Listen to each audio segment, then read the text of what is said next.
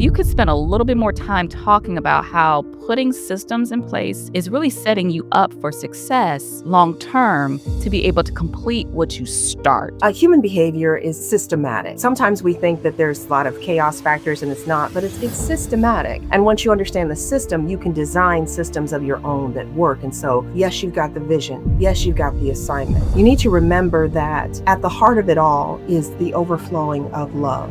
We have the same calling. The calling is to love. We are to be so deeply rooted and anchored in our love and our relationship with God that we're living out that love. But if we don't build a system first, if you don't understand how to create a system that really takes care of yourself first, because love the Lord your God, heart, soul, mind, and strength, love your neighbor as yourself. If you don't really build a foundation out of love, starting with yourself, you're going to burn out. Hey, I'm Reverend Jocelyn, a minister of healing, speaker, and women's ministry coach. I grew my ministry from a simple blog to a national Christian trauma healing movement. And now I help women to answer their call to build purpose-driven ministries and businesses. Welcome to Reverend Jocelyn Talks, where healing meets purpose. Hello, good people. It's your sister, Reverend Jocelyn here. And thank you for joining me for another episode of Reverend Jocelyn Talks, where I get an opportunity to just stand next to, virtually that is, some amazing people who are resilient, who've helped to build healing ministries or helped to just serve others in a capacity that have changed lives. And this sister who I'm about to introduce to you needs no introduction. She is the fabulous Junie Felix, who many of you, if you hear her voice, you're going to be like, I know that voice, because she's been in national and nationally syndicated radio for like years, like over a decade. She's been doing this fabulous work, but she's multifaceted. She is the author of Tiny Habits, which I love that book. It's really great on not just helping you to build amazing tiny habits, but she also talks about her journey of resilience and healing. She is someone who works in the behavioral design space as well. And so she has that scientific part of the brain that does magic over there. And she's someone who I get the honor of calling friend. She's someone who has supported me, held me accountable. She's that sister, when she says she's going to pray for you, she actually does. We all need that in our lives. So I'm so grateful to have and welcome Juni Felix to the show, a powerhouse in ministry. Welcome, Junie. Hello, Jocelyn. Jocelyn, thank you so much for that introduction. It's just an honor to be here. I do want to clarify, though, I'm not the author of Tiny Habits. My mentor at Stanford, Dr. B.J. Fogg, he actually wrote that book. But I'm in chapter 7. If you read Tiny Habits, it's chapter 7, my story in behavior design. But also, You Are Worth the Work, Moving Forward in Trauma to Faith. That's my fairly recent release. But yeah, lots of work in writing and media, broadcasting, radio. It's just been by the grace of God, and I'm very thankful for that. Thank you. Yes. Thank you for clarifying that too, Junie. I have Tiny Habits is something you talk about a lot. So that just was in the top of my brain. But yes, I actually have your book, You Are Worth the Work. I highlighted, I starred that book up because you shared a lot of your story of resilience. And, we talked about overcoming trauma. We've done a lot of work together on that. And so, yes, thank you, Junie, for just your work. And I would love to just spend a little bit of time actually talking about your journey. Now, it's difficult to summarize like years and years of work. So I don't know where you'll begin, but I do know that your journey of ministry has been a one it's deep in work, in growth, in learning. And I would love for people to just learn a little bit about your story. Well, when it comes to ministry, I never imagined that I would be in ministry. My first college major was computer programming, systems design. I took computer programming. My first class was in the 10th grade. It's actually where I met my husband.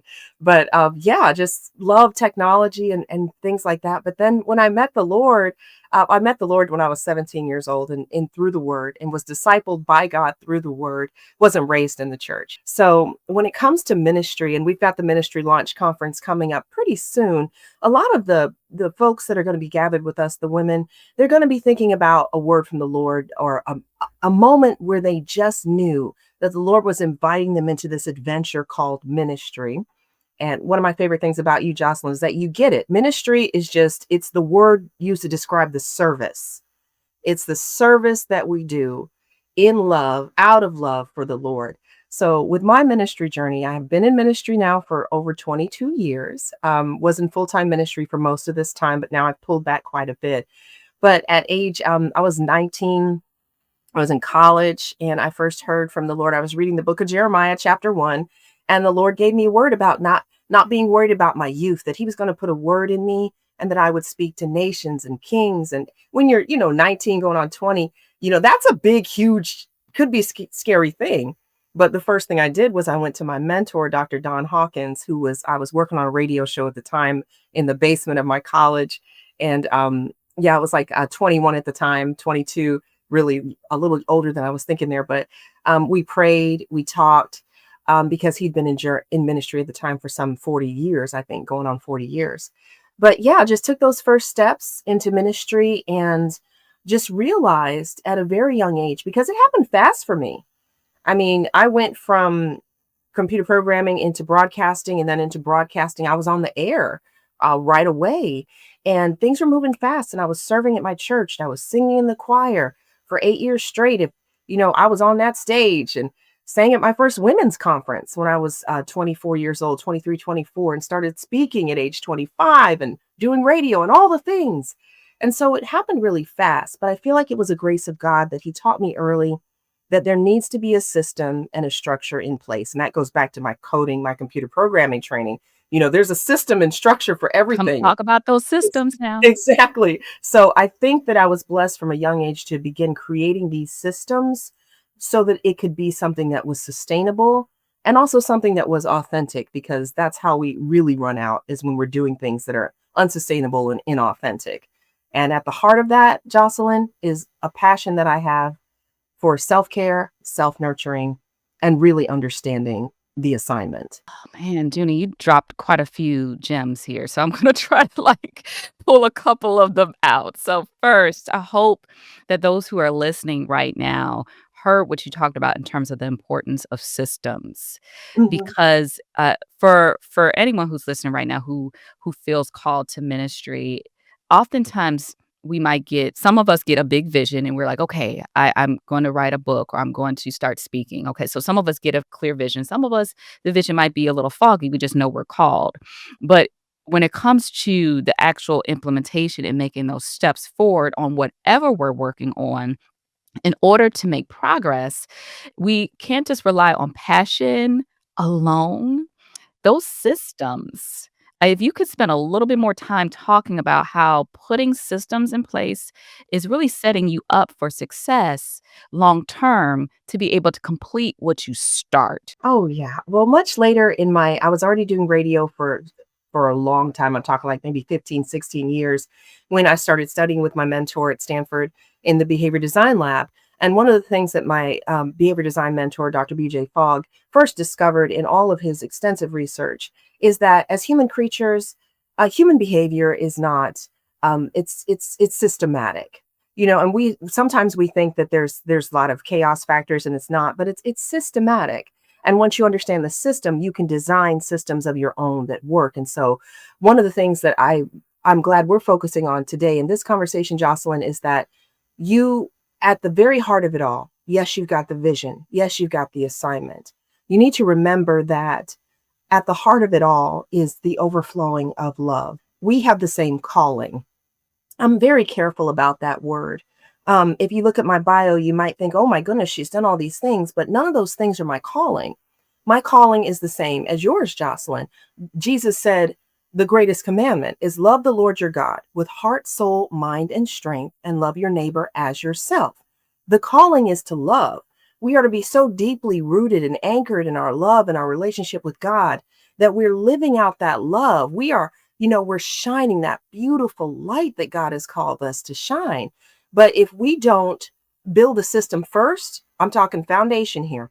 Yes, the vision he's given you for ministry and service, writing that book, doing that thing, it's beautiful and it's good. But at the foundation of the work, it's not sustainable if you don't understand how to create a system that really takes care of yourself first. Because love the Lord your God, heart, soul, mind, and strength, love your neighbor as yourself.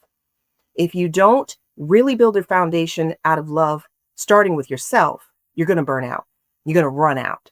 And so in this conversation, sister, I want to talk about that self-care, that self-nurturing, because even with all of my experience over 22 years in ministry, if God hadn't taught me that first and helped me to refine that, then I'd be sitting around burned out, disappointed, and aggravated and frustrated, like so many women in ministry are. That self-care, that self-nurturing, it's never selfish, and it's first in the foundation of the vision God's given you. Junie, let me say this, because I've had the opportunity to have conversations with you personally, I know you believe that to be true because you've held me accountable in those areas. You lifted up self-care, and that is an area where I've struggled with, and I know many women in ministry have struggled with. And you said something that was key, that self-care is not selfish. It's a necessity. In order for you to stay in ministry, to serve from a place of wellness and not being completely bankrupt spiritually, emotionally, mentally, but finding our way because many of us, particularly for the audience that we serve for women in ministry, we find ourselves juggling so many things. We might be a wife, mother, we have obligations at church, work. Some of us might be in school.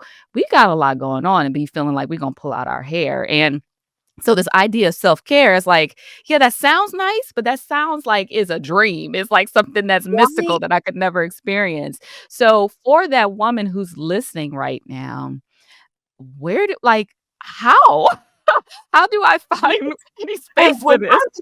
when I was younger, reading that passage and saying, love your neighbor as yourself, I just thought the as yourself part was like taking a bath, making sure you had something to eat. But the Lord, He taught me all along the way in some very creative and wonderful ways because He's such a perfect parent that no, loving your neighbor as yourself is not just about taking a bath and having something to eat. This is about becoming the type of person. And this is something that we teach a lot in behavior design. You become the type of person that is so good. You're in the habit of intentionally taking care of yourself. That means that, I have my agenda right over here. I have my daily agenda. I'm kind of old school. I have a digital and I have a physical planner. But at the top of my daily agenda is that self care, that soul care. I call mine princess care because I'm a daughter of the king. Princess care. You put yourself intentionally, strategically, systematically at the top of your to do list for the day because you've got to lovingly nurture and take care of yourself. But that can become a big thought and it become abstract. And so you've got to break it down to its tiniest components. You need to remember that serving everyone but yourself first. You're in disobedience if you're not loving yourself. It's just straight up. And you're breaking God's heart. It's toxic. It's unsustainable. It's disobedience because He wants you to take loving care of yourself. And you break His heart because He's a perfect parent. He loves you perfectly. So how do you get started? You start tiny, honoring who you are, the design of God in you, and understand true success. I have the career and ministry experience that I have because I was taught early through the word. My first discipler was Jesus, through the word, that God's definition of success is not like ours. His definition of success is how well did you overflow your love for me today? And no act of kindness, service, or overflowing love is too tiny. Whether it's making a cup of tea for your neighbor or texting a friend an encouraging word or sending an encouraging DM on Instagram, our ministry, our vision, we have all these big tasks on the to-do list we think are most important, but no, it's the tiniest acts of love. So when it comes to self-nurturing and self-care, you need to become an expert in taking good care of yourself on tiny levels that you can do incrementally all throughout every day. So I encourage women to have a toolkit, and it can be digital, it can be physical, but have a toolkit where you've got your favorite scriptures, your favorite quotes, you got your journal nearby, your favorite YouTube channel, pictures of your friends, your children, your pets, things that bring you that burst of joy. We call it the feeling of shine in behavior design. And that feeling of shine is what helps you feel close to God. So you create a toolkit to have available in a moment's and an instant notice that can pull you back and remind you that loving yourself means taking good care of yourself first, and it's never selfish. So, favorite hymns, your favorite healthy foods, favorite coffee or tea, know these things. Do like 101, a college level understanding of how God designed you to love so you can stay rooted, deep, and anchored and overflow that love because ministry and service is about overflowing. And if it's not overflowing from your intimacy and your relationship with God, then it becomes something else. It becomes performing and it becomes proving. But when you anchor yourself in the love of God for you and overflow that love, it's more about presence. You're resting in the ongoing presence of God in ministry. And that's how you build sustainably and successfully in the eyes of God. Oh my goodness. I think we just need to marinate on what you just shared for a little bit. And so what we're gonna do, we're gonna take a quick commercial break, and then I'm gonna be back with the great, the lovely Junie Felix. We'll be back in just a moment. Hi, it's Reverend Jocelyn, and it is time to accelerate your ministry. I have had the pleasure of working with thousands of women across the country to help them to answer the call. And oftentimes when they first come to me, they're struggling with things like, how do I have clarity about my next steps? Or how do I generate revenue for my ministry? Or how do I market my ministry? These are common struggles. But this is what I've learned. You don't have to struggle alone. Support is available for you. And if you are at a place where you are serious about taking your next step as it relates to your ministry and you want to see results, I want to invite you to book a free Ministry and Business Accelerator call with me. A time where we'll talk about your challenges, we'll talk about your goals, and we'll talk about a path forward for you to get the support that you need. Now, spots are limited, so you want to act fast. But I am here to support you in taking that next step in your ministry journey. So let's accelerate your ministry together.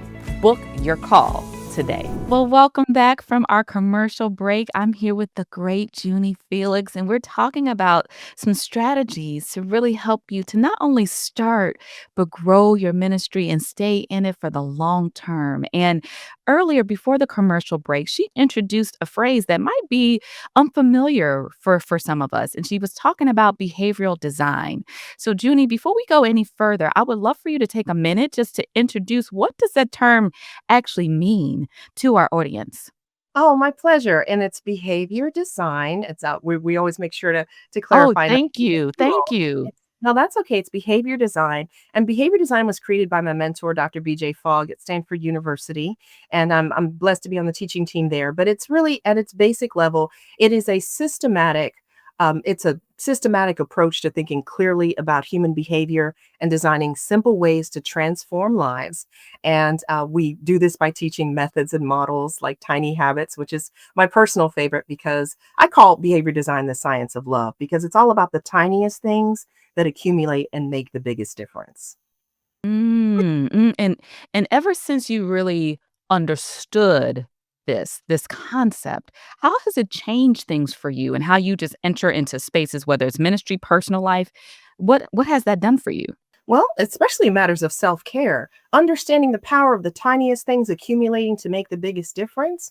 When you're taking good care of yourself in those tiny but mighty ways that remind you that you have worth and value beyond your imagination in the eyes of God. I mean, God says, I have loved you, Jocelyn. I have loved you, sister in faith, brother in faith, with an everlasting love.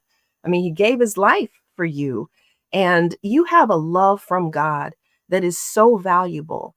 And so when you take it down, you break things down to your tiniest components in your self-care and your soul care and your self-nurturing so that you can have a sustainable and successful ministry. It's just a reminder, keep it simple, keep it tiny, keep it consistent, and make it a priority. Be very intentional. So, we can set all the terms aside and just remember that your relationship with God is a relationship. It's a sacred and beautiful thing. And you want to do ministry and service, writing and teaching, poetry, music. You want to do it out of that love for God so that you don't get lost in that, what we talked about a couple minutes ago, the proving and the pretending and the performing.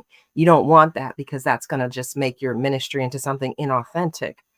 I Mm. saw a really cool meme on Instagram and it said, Jesus did not die to be your side hustle. Oh, wait a minute now. Oh, wait a minute Jesus, now. right?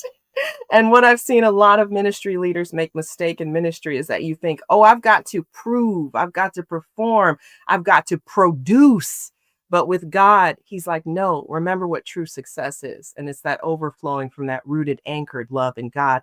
And then you get the freedom and the joy of leaving all the outcomes to him. Oh, the freedom, the joy. Yes, I heard a sister in ministry once say, "My responsibility is to be obedient to what God tells me to do. The results, that's on him." Like, how this comes out, that's I get the freedom of just releasing it.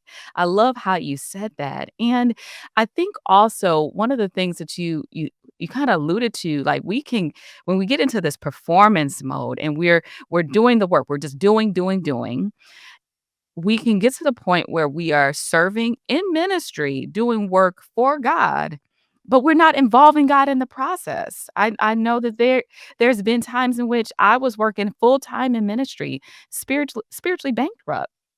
And it can happen. It can happen, like, and it can slide in where you don't even realize, like, you've gone days, months without really spending quiet time with the Lord, praying, fasting, but when God is using us to build a ministry, we also have to recognize that the enemy is real and he can easily try to slide in those moments when we're tired, when we're fatigued, when we're not holding on our word, and we see great leaders in ministry fall for various reasons. So we wanna make sure that we stay solid in our faith. And I think you were speaking to that, Junie. Yeah, that is the core. That's at the heart of it all. And one of the things that I champion, that I teach is that with God, and this is something I learned from the word of God, from Jesus, that, God has need of nothing. He does not need our help. He made the multiverse. In this moment, he's holding our cells together. He's holding the strands of our DNA together. He does not need our help. And I think when we finally metabolize that, take that to heart, we realize that, okay, first of all, God doesn't need to use you. It's an invitation, just like the gospel. The gospel is an invitation. You can say yes, you can say no. God honors you, he doesn't force you. And so each day, when you accept the invitation from the Lord to walk out the assignment, to walk out the ministry, just remember you're saying, yes, Lord, I'm partnering with you. I'm collaborating with you in being a part of what's good in this world and shining the light in this world. Then it's not all on you, because the word is clear. I think of Job 42, verse 2. Job says, Lord, you alone are God, and no purpose of yours can be withheld. So if you don't get everything done on your to do list that day, you accomplish what you were meant to accomplish that day in the time and the strength and the resources that God has provided, because it's not up to you. His work will be done. What did he say to Esther? You've been called for such a time as this. But if you say no to this invitation, God will get it done. So remember, he's in charge of the objectives and he's in charge of the outcomes. Your job is to stay deeply rooted, receive and overflow that love, and shine that light. And sometimes your assignment for the day or for the moment, for the hour, might be to rest. Jesus says in Mark 6, come away with me to a quiet place and rest. And rest is sacred. Sabbath is a command. And so I think that when we get so busy that we're doing all the things thinking it's all up to us, we're forgetting, first of all, that God has need of nothing. His definition of success is how well you overflowed that love at every opportunity, no matter how tiny, and that the outcomes are in his hands. It doesn't all depend on you. And so just keep that word, that thought overflow in your mind, and then you'll have less opportunities where you're just feeling completely burned out, depleted, diminished, and discouraged. Because it's not about you, it's about Jesus and overflowing that love and light. Oh, Junie, I don't think I've ever met someone who gives such tough truths and wraps it with a smile and so gracefully as you. But it's so eloquently said. And it's a Well, reminder that's needed. Being in ministry, especially broadcast ministry all over the world, something God had to teach me early was there are things that are just for you, Jocelyn. Back to that self care is never selfish. God will give you a word. You're in the word and you're like, oh, this is so great. Thank you, Lord. And then come on, 2025. Oh, I got to make some content out of this. I got to do a live. I got to do a reel. I got to That's save this. real. I got to say, oh, this is content, Lord. Thank you for this content. No, there are things the Lord is saying to you and showing you because all of your love languages and all of the ways you learn, God speaks to you that way. There are things that are sacred. They're just for you. Have a journal where you can keep those sacred things and make an appointment with yourself and the Lord to meditate, marinate, sit with it because there's things that are for you to feed your soul and nurture your spirit that you want to rush and give away because you need the clicks and the likes or the show is live. But remember, there's sacred things just for you. That's very important in ministry. And also, Jocelyn, I say this all the time.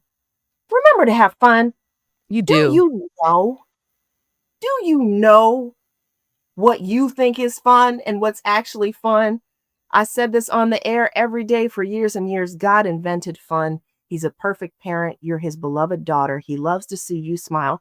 So please don't forget to have fun Yeah, because we do kinda get sometimes boring on the way when we get in routines and just like work, work, work, work, work. It's like, I had a life at one point. Like, I like to dance, I like to sing. What's up with the karaoke? Maybe painting, coloring. There's adult coloring books, like, there's all different types of things we could do to have fun.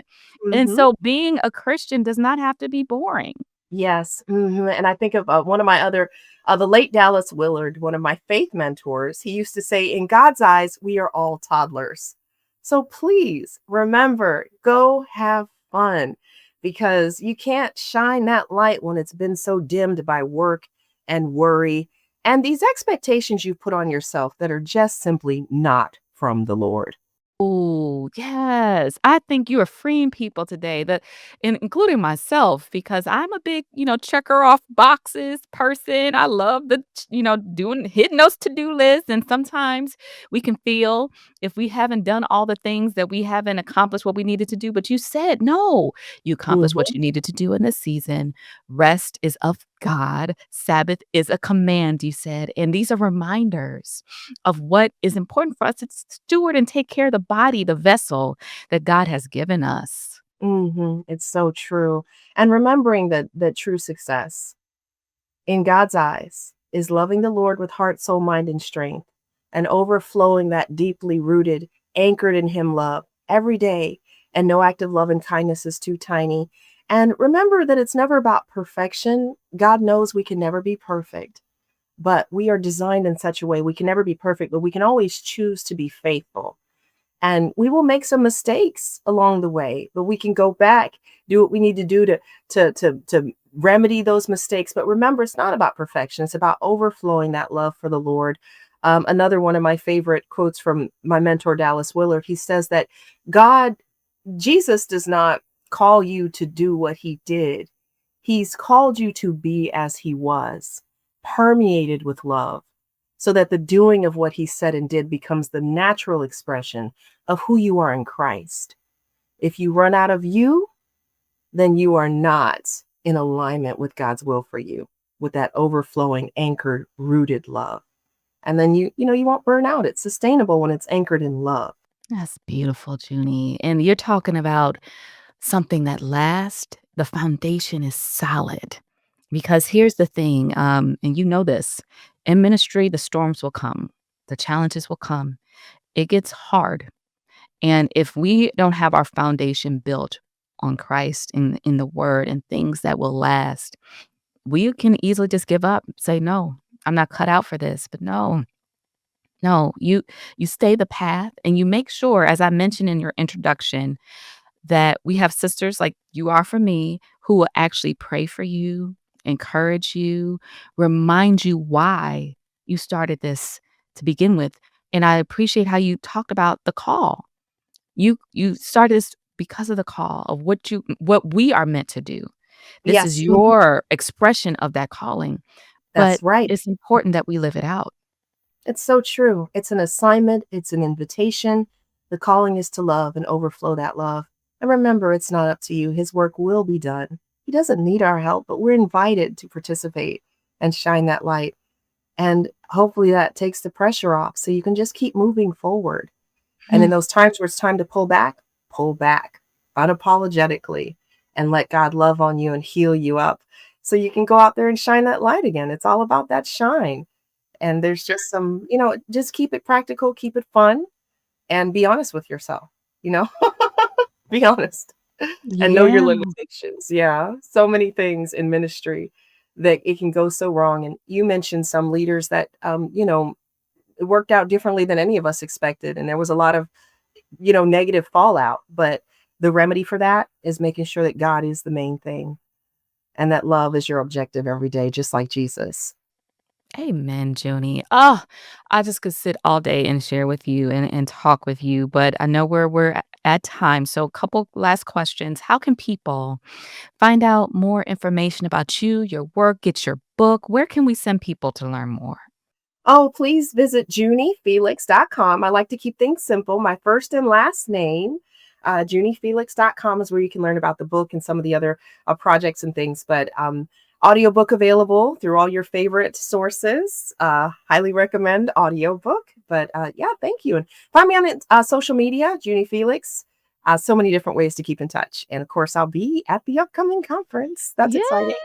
Yes, she is gonna be our amazing MC for our ministry launch conference. If you haven't got your tickets yet, please be sure to do so. It is January 23rd, 24th, full day event with amazing sisters in ministry like Junie who've answered the call, who've built kingdom businesses, who are really making impact in the world. So thank you again, Junie, for being here. I'm grateful to call you sister and friend. Thank you. Truly my pleasure and honor. Thank you. Yes, definitely. And thank you all for tuning in and hanging out with me today.